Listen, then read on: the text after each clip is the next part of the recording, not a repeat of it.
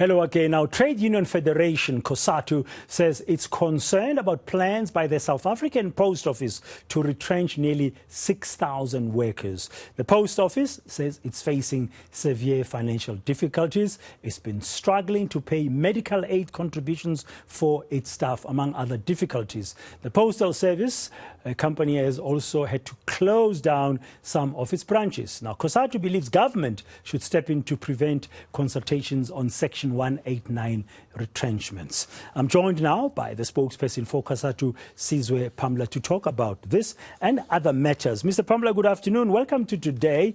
Before we delve into the post office situation, which was the reason why I wanted to talk to you this hour, I cannot ignore the fact that there's a public service strike. Today we had a one-day stay away by the PSA, the Public Servants Association. A few days ago, I spoke to one of the unions that's affiliated to Cosatu, that's Dinosa, and they were saying there'll be consultations. As Cosatu-affiliated unions, they'll be consulting and making a decision, I think, yesterday or today. Can you shed some more light for us? Will Cosatu-affiliated unions, who are more than 600,000 members in the public service, join this strike? Well, what I can tell you is that indeed our unions received a certificate of non-resolution because the conciliation process failed to resolve the impasse between unions and the employer. And they have developed a program of action that is being implemented all across the nation. They continue to meet to make sure that they prepare themselves for a fight ahead, but at the same time, as a federation now, we continue to urge the employer to really find an amicable resolution to this impasse. The reality is we don't need a strike as a country. We don't need a strike. Why? Because this is going to affect people who have no dog in this hunt.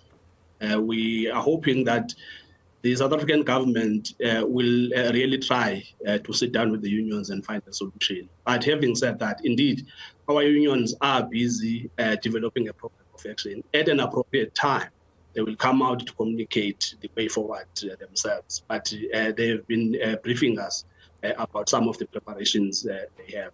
But at some point, we'll allow them to communicate their message themselves. Okay, thank you. Thank you for that answer. Now, you say as a federation, you are appealing to government to avoid a strike. We don't need a strike. At the same time, you've got this issue of possibly 6,000 workers, employees in the post office who face retrenchment, and you want government to intervene and to stop the retrenchments. Indeed, this is a big problem, this issue of retrenchments, because what we cannot afford is to have state-owned entities that are owned by the state taking the lead in retrenching workers.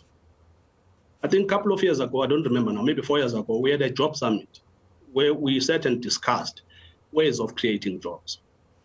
To see a government that actually made a commitment to create jobs and to motivate for the private sector to create jobs, taking the charge and leading in destroying jobs is really depressing.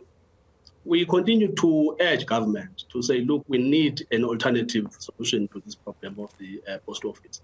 We all appreciate the problems that are facing the post office. They are not new, we've been talking about them.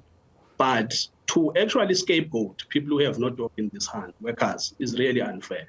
Because if you go back, the post office was never compensated when the post bank was separated from the post office. It should have been compensated.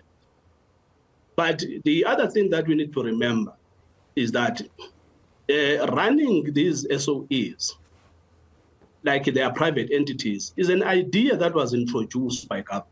Now, this idea is imploding, it is failing. You cannot run a post office on corporate principles. It's something that is unsustainable. Why? Because a post office has a universal service obligation. It is supposed to service South Africans, including those in rural and poor areas, in areas and municipalities where it is unable or will never be able to make money. So when you come in then you say they must be run on corporate principles, it means you are sabotaging them for failure. They have never developed a funding model for the post office. They keep calling them bailouts, yet this is the only model that we have. So are you expecting government to bail them out even now in order to save these 6,000 jobs? That is the point we are raising, is that actually it's not a bailout. Because if you call it a bailout, what is the funding model of the post office then? Because for all along, government has been printing money in the post office without developing a sustainable funding model. Keep calling it a bailout is really just to scapegoat and excuse yourself from irresponsibility. The reality is, if you have a post office that delivers services to people, and you know that the poor in South Africa are unable to pay, you have 50% of South Africans unemployed. You have about 70% of employed people earning less than 5,000. And then you say, these people should pay for these services. Either you are committed to delivering services or you are not.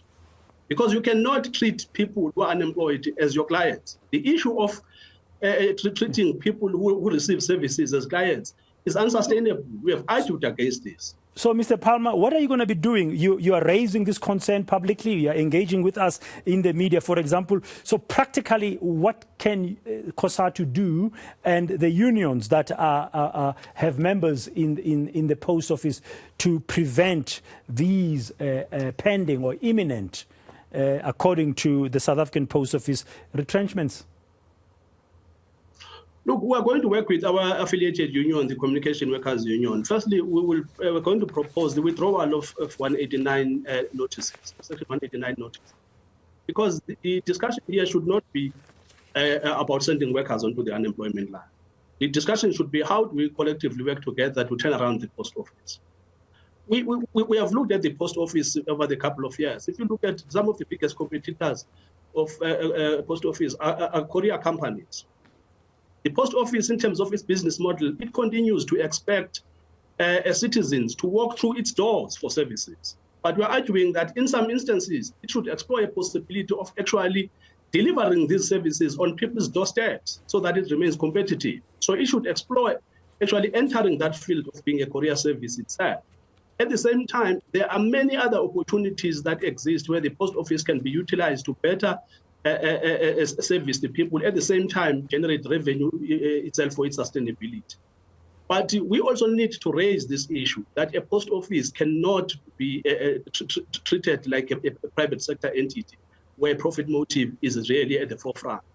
We are going to engage in Parliament with the relevant portfolio committees. We are going to engage National Treasury. We are going to engage with all relevant social partners and stakeholders to find a solution, because we do believe that working together, we can turn around the post office, we can find a solution that falls short of sending people onto the unemployment. Yeah, and the timing of this retrenchments, the Section 189 notices towards the end of the year, will not bode well for many families. No, it's terrible, really, because you are talking about people who are not responsible for the mess that the post office finds itself in. If you look at the high staff turnover of CEOs over the last couple of years, they're not really responsible for that level of mismanagement. The resignation of senior executives who have institutional memory and experience who have been let go. And now when you are trying to develop a turnaround plan, then you are developing a turnaround plan with people who do not possess the necessary experience to actually be able help you to fix some of the problems, because those people who had that institutional memory were let go. So the argument we continue to make is the conversation should not be on retrenchments. Let us talk about what kind of a funding model we are going to have. Let's talk about what new products or services that are going to be introduced. In fact, if you look at COVID-19, if there's one thing that COVID-19 taught all of us, was that if you weaken the state, you are going to pay a huge price. The only reason why government was able to actually pay people who needed to be paid is because we had institutions like the post office. The only reason why government was able to actually reach some of the far-flung areas that are underdeveloped in this country is because the post office is one of the institutions with the tentacles that reach far and wide. So weaken this institution and to let go of the people who have experience and send them onto the unemployment line, where at the end of the day, government is going to be responsible for looking after those individuals, is really just self-sabotage. And we hope that sanity will prevail, will find a way out of that. Thank you very much. Sizwe Pambula speaking on behalf of Cosatu in relation to trying to save some 6,000 jobs in the post office. Their view is that government cannot treat the post office as a corporate entity.